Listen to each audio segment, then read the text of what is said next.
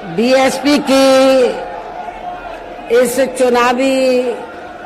जनसभा में इकट्ठा हुए पार्टी के सभी छोटे बड़े पदाधिकारी एवं कार्यकर्तागण, आज आप लोग देश में व यहाँ आपके हरियाणा प्रदेश में भी लोकसभा के लिए हो रहे आम चुनाव में अपनी पार्टी के उम्मीदवारों के समर्थन में मुझे सुनने के लिए यहाँ इकट्ठा हुए हैं, तो उसके लिए मैं आप सभी लोगों का हार्दिक दिल से आभार प्रकट करती हूँ। वैसे आप लोगों को ये मालूम है कि हमारी पार्टी कांग्रेस, बीजेपी व अन्य किसी भी विरोधी पार्टी के साथ मिलकर नहीं, बल्कि अकेले ही खासकर यहाँ अपने गरीबों, मजदूरों, दलितों, आदिवासियों, पिछड़े वर्गों, मुस्लिम व अन्य अकलियतों के बलबूते पर ही ये चुनाव लड़ रही है। जो इनमें से पार्टी से जुड़े ये लोग अपनी पार्टी के उम्मीदवारों को जिताने में पूरे जी जान से लगे हैं। हालांकि आज आपके यहाँ इकट्ठा हुई भीड़ व भीड़ के जोश को भी देखकर अब मुझे भी ये काफी हद तक भरोसा हो गया है कि इस बार आप लोग इस चुनाव में यहाँ अपने प्रदेश से अपनी पार्टी का बेहतर रिजल्ट जरूर लाएंगे। इसके लिए अब मैं आप लोगों का ध्यान कुछ जरूरी बातों की तरफ दिलाना चाहती हूँ और इस संबंध में विशेषकर मैं कांग्रेस, बीजेपी व इनके अन्य सभी सहयोगी दलों के बारे में ये कहना चाहूंगी कि आजादी के बाद शुरू में केंद्र व देश के अधिकांश राज्यों में भी ज्यादातर सत्ता यहाँ कांग्रेस पार्टी के हाथों में ही केंद्रित रही है, किंतु इनके खासकर दलित, आदिवासी व पिछड़ा वर्ग विरोधी तथा अन्य और मामलों में भी रही गलत नीतियों व गलत कार्य प्रणाली आदि की वजह से ही फिर इस पार्टी को यानी कि कांग्रेस पार्टी को केंद्र में काफी राज्यों की भी सत्ता से बाहर होना पड़ा है तथा यही स्थिति इनकी सहयोगी पार्टियों की भी बनी रही है, जिस कारण ही फिर बीएसपी को बनाने की भी जरूरत पड़ी। और अब पिछले काफी वर्षों से भारतीय जनता पार्टी व इनके सहयोगी दल केंद्र व अधिकांश राज्यों की भी सत्ता में काबिज हो गए हैं। साथ ही इनकी भी ज्यादातर जातिवादी, पूंजीवादी, संकीर्ण, सांप्रदायिक व द्वेषपूर्ण नीतियों एवं कार्य प्रणाली आदि से तथा इनकी कथनी व करनी में भी काफी अंतर होने की वजह से ऐसा लगता है कि इस बार ये पार्टी भी केंद्र की सत्ता में आसानी से वापस आने वाली नहीं है, यानी कि भारतीय जनता पार्टी भी इस बार केंद्र की सत्ता में आसानी से वापस आने वाली नहीं है, बशर्ते यदि ये चुनाव इस बार फ्री एंड फेयर होता है तथा आम चर्चा के मुताबिक वोटिंग मशीनों में भी कोई गड़बड़ी आदि नहीं की जाती है। और वैसे भी इस बार चुनाव में इनकी कोई भी पुरानी व नहीं चल रही नाटकबाजी, जुमलेबाजी व गारंटी आदि काम में आने वाली नहीं है, क्योंकि अब देश की जनता काफी हद तक इस बात को समझ चुकी है कि इनकी पार्टी ने अब तक देश के विशेषकर गरीबों, कमजोर तबकों, मध्यम वर्गीय एवं अन्य मेहनतकश लोगों को जो इन्हें अच्छे दिन दिखाने के असंख्य प्रलोभन भरे वायदे किए हैं तथा अनेकों हवाई व कागजी गारंटी भी दिए हैं, तो उनका जमीनी हकीकत में अभी तक भी इन्होंने लगभग 1/4 हिस्सा भी कार्य पूरा नहीं किया है, बल्कि इसके स्थान पर इनका ज्यादातर समय व ताकत भी या इनके अपने चहेते रहे बड़े बड़े पूंजीपतियों एवं धन्ना सेठों को ही ज्यादा से ज्यादा मालामाल व धनवान आदि बनाने में तथा उन्हें हर स्तर पर छूट देने व बचाने में ही लगी रही है, जिनके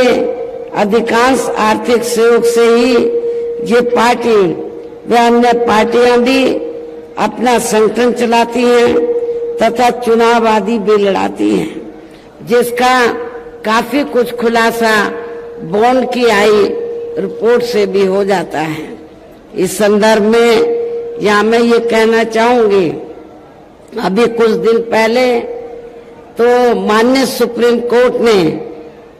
बॉन्ड के संबंध में जो रिपोर्ट दी है और जो पेपरों में खबर छपी है, तो आप लोगों को ये मालूम है कि बीएसपी को छोड़कर कांग्रेस, बीजेपी व अधिकांश अन्य विरोधी पार्टियों ने इस देश के बड़े बड़े पूंजीपतियों व धन्ना सेठों से बॉन्ड के जरिए काफी मोटी रकम ली है, जिससे ये अपना संगठन चलाते हैं, चुनाव आदि भी लड़ाते हैं। लेकिन बहुजन समाज पार्टी एक ऐसी पार्टी है जिसने 1 रुपया भी किसी बड़े पूंजीपति व धन्ना सेठ आदि से नहीं लिया। इसलिए हमारी पार्टी जब भी चुनाव होता है, संगठन को चलाने के साथ साथ जब भी छोटा बड़ा चुनाव होता है, तो हमारी पार्टी ना तो संगठन को चलाने के लिए, न चुनाव आदि लड़ाने के लिए किसी भी बड़े पूंजीपति से, धन्ना सेठ से पैसा नहीं लेती है। ये भी आप लोगों को मालूम है। लेकिन हमारी पार्टी अपने कार्यकर्ताओं के जरिए, मेंबरशिप के द्वारा या फिर मेरे जन्मदिन के मौके पर पार्टी के लोगों से थोड़ा थोड़ा धन इकट्ठा करके पार्टी के संगठन को चलाती है व चुनाव आदि भी लड़ाती है। ये भी आप लोगों को मालूम है। इसके साथ ही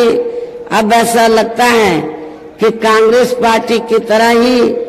बीजेपी ने भी केंद्र की तमाम सरकारी जांच एजेंसियों का ज्यादातर राजनीतिकरण ही कर दिया है। इसके अलावा देश के किसान वर्ग भी वर्तमान बीजेपी की सरकार में शुरू से ही अपनी विभिन्न समस्याओं को लेकर काफी ज्यादा दुखी व परेशान रहे हैं और अभी भी हैं। जबकि यूपी में 4 बार हमारी पार्टी की रही सरकार ने इनके हितों का भी, किसानों के हितों का भी हर स्तर पर विशेष ध्यान रखा है। हमने अपनी चारों हुकूमतों में किसानों को खेती करने के लिए समय से सस्ते साधन उपलब्ध कराए और उनकी फसल का भी उचित दाम हमारी पार्टी की सरकार ने उत्तर प्रदेश में दिया है। इतना ही नहीं, बल्कि केंद्र में पूर्व की रही कांग्रेस सरकार की तरह ही वर्तमान भाजपा सरकार में भी इनकी जातिवादी, हीन, सांप्रदायिक एवं पूंजीवादी सोच व नीतियों के चलते ही पूरे देश में सर्व समाज में से खासकर गरीबों, दलितों, आदिवासियों, पिछड़े वर्गों, मुस्लिम एवं अन्य धार्मिक अल्पसंख्यक समाज के लोगों का भी पूर्ण रूप से विकास व उत्थान आदि नहीं हो सका है। और इस संदर्भ में वैसे आप लोगों को ये मालूम है कि पूरे देश में यहाँ दलितों, आदिवासियों एवं अन्य पिछड़े वर्गों का सरकारी नौकरियों में वर्षों से अधूरा पड़ा आरक्षण का कोटा भी अभी तक पूरा नहीं भरा गया है। विशेषकर एससी व एसटी वर्गों के सरकारी कर्मचारियों का पदोन्नति में आरक्षण तो अब काफी हद तक प्रभावहीन ही बना दिया गया है। साथ ही केंद्र व राज्यों में भी विरोधी पार्टियों की रही सरकारों में इन सभी वर्गों को प्राइवेट सेक्टर में आरक्षण दिए जाने की व्यवस्था किए बिना ही इनकी सरकारों के ज्यादातर सरकारी कार्य अब प्राइवेट सेक्टर के जरिए ही इनके बड़े बड़े पूंजीपतियों व धन्ना सेठों आदि को ही दिए जाने के कारण अब इनको पूरे देश में आरक्षण का बहुत कम ही लाभ मिल पा रहा है। इसी प्रकार इनका अन्य और मामलों में भी शोषण व उत्पीड़न आदि होना अभी तक भी बंद नहीं हुआ है। इनके साथ साथ मुस्लिम व अन्य धार्मिक अल्पसंख्यक समाज के लोगों की भी हालत हर स्तर पर काफी ज्यादा खराब व दयनीय ही बनी हुई है, जिसका काफी कुछ खुलासा सच्चर कमेटी की रिपोर्ट में भी किया गया है। इतना ही नहीं बल्कि पिछले कुछ वर्षों से केंद्र व अधिकांश राज्यों में भी बीजेपी व आरएसएस की सरकारों के चलते हुए अब इनका विकास एवं उत्थान आदि होना भी काफी हद तक बंद सा ही हो गया है। आए दिन इन पर खासकर धर्म की आड़ में हो रही जुल्म जाति भी यह काफी ज्यादा चरम सीमा पर पहुंच चुकी है। इनके साथ साथ अपर कास्ट समाज में से विशेषकर गरीब लोगों की भी हालत हमें कोई खास अच्छी नजर नहीं आती है। इनकी गलत कृषि नीतियों के कारण किसान वर्ग भी आए दिन आंदोलित ही रहता है। साथ ही इनकी गलत आर्थिक नीतियों की वजह से देश की अर्थव्यवस्था पर भी इसका काफी बुरा प्रभाव पड़ा है, जिससे यहाँ विशेषकर छोटे एवं मध्यम वर्गीय व्यापारी वर्ग भी काफी ज्यादा दुखी व परेशान हैं। और अब केंद्र में पूर्व की रही सरकारों की तरह ही वर्तमान भाजपा सरकार में भी यहाँ पूरे देश में गरीबी, बेरोजगारी एवं महंगाई आदि भी लगातार काफी ज्यादा बढ़ रही है। देश में हर स्तर पर फैला भ्रष्टाचार भी कम नहीं हुआ है। ऐसे में अब आप लोगों को देश में हो रहे लोकसभा चुनाव में कांग्रेस, बीजेपी व इनकी सहयोगी पार्टियों को भी केंद्र की सत्ता में आने से जरूर रोकना है, जिनकी गलत नीतियों व गलत कार्य प्रणाली आदि को आप लोग काफी हद तक आजमा भी चुके हैं। और अब ये विरोधी पार्टियां किस्म किस्म के साम, दाम, दंड भेद आदि अनेकों हथकंडे इस्तेमाल करके केंद्र की सत्ता में आने की पूरी कोशिश में लगे हुए हैं, जिनसे अपनी पार्टी के लोगों को हर स्तर पर काफी ज्यादा सावधान रहना है। और इस मामले में विरोधी पार्टियां अपने अपने पक्ष में हवा बनाने के लिए खासकर मीडिया, ओपिनियन पोल व सर्वे आदि का जो बड़े पैमाने पर इस्तेमाल कर रही हैं, तो उनसे भी अपनी पार्टी के लोगों को बिल्कुल भी गुमराह नहीं होना है। इसके साथ ही विरोधी पार्टियों के विभिन्न रूपों में जारी किए गए इनके हवाई व प्रलोभन भरे चुनावी घोषणा पत्रों एवं वायदों आदि के बहकावे में भी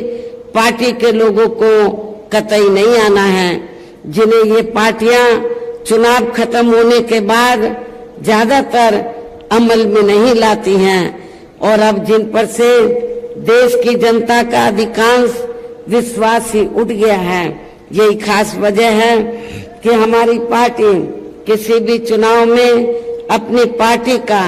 कोई भी चुनावी घोषणा पत्र आदि जारी नहीं करती है और वैसे भी हमारी पार्टी किसी भी मामले में कहने में बहुत कम बल्कि कार्य करके दिखाने में ही ज्यादा विश्वास रखती है। और इस बात का सबसे बड़ा सबूत यह है कि उत्तर प्रदेश में 4 बार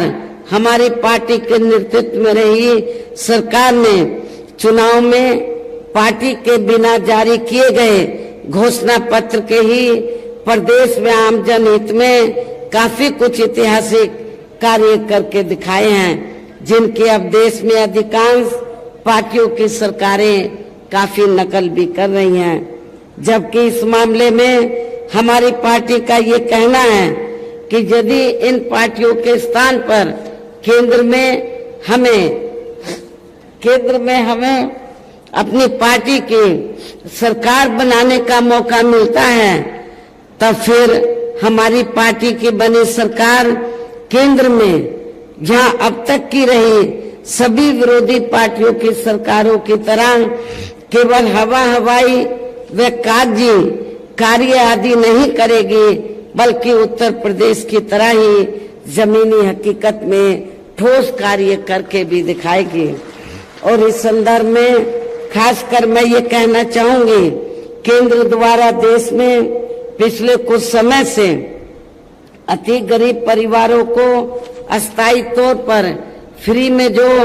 थोड़ी सी खाद्य सामग्री राशन आदि दी जा रही है,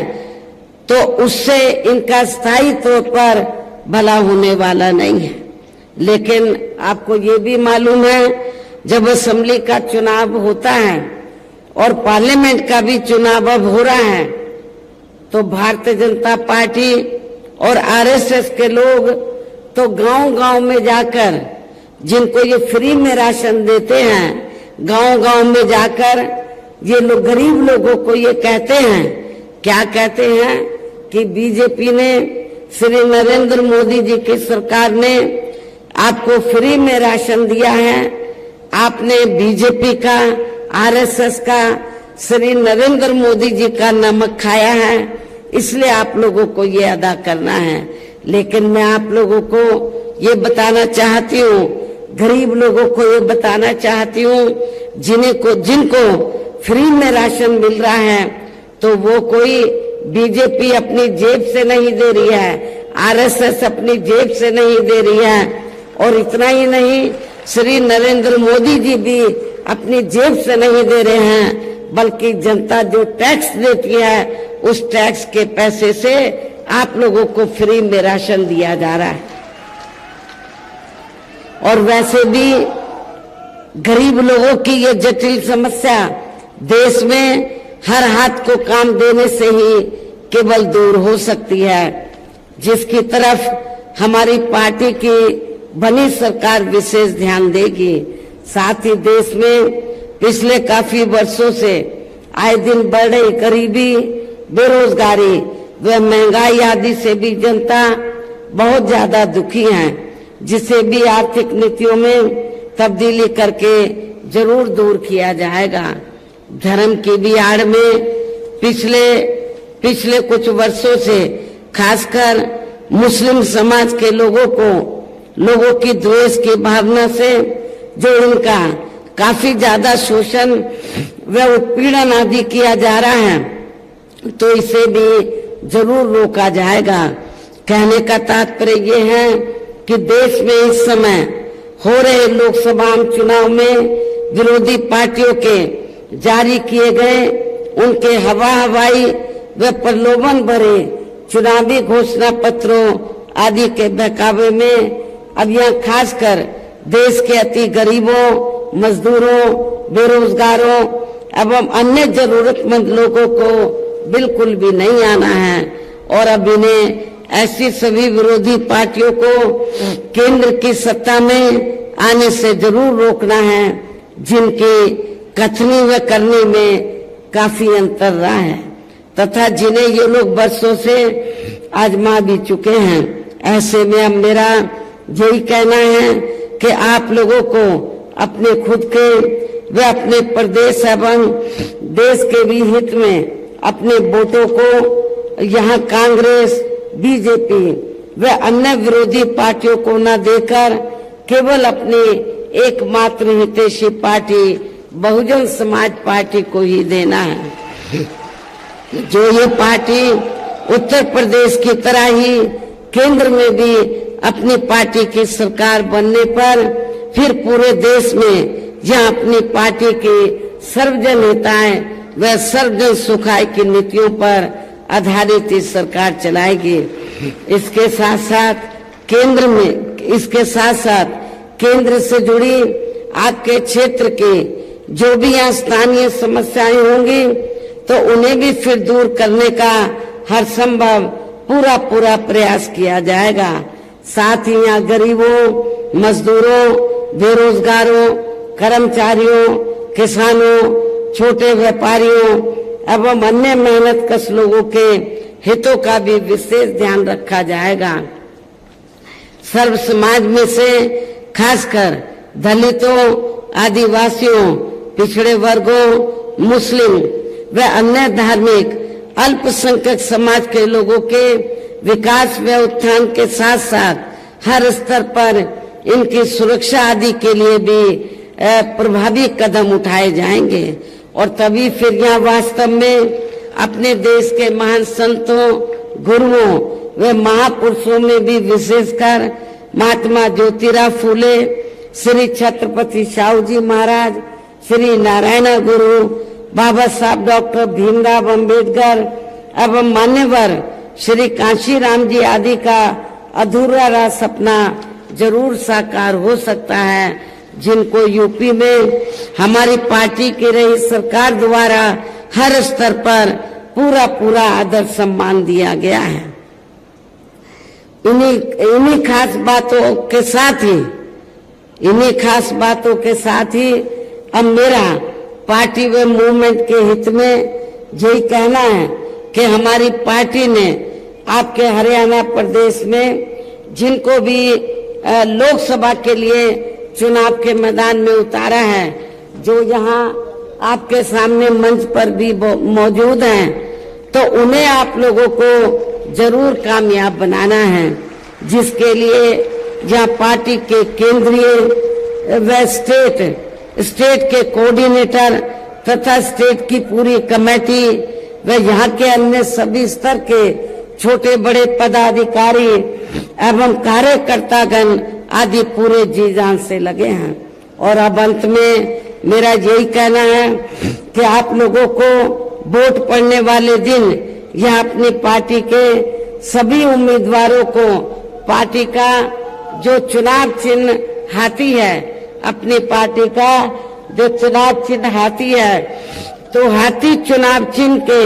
सामने वाले बटन को दबाकर इनको भारी वोटों के अंतर से जरूर कामयाब बनाना है।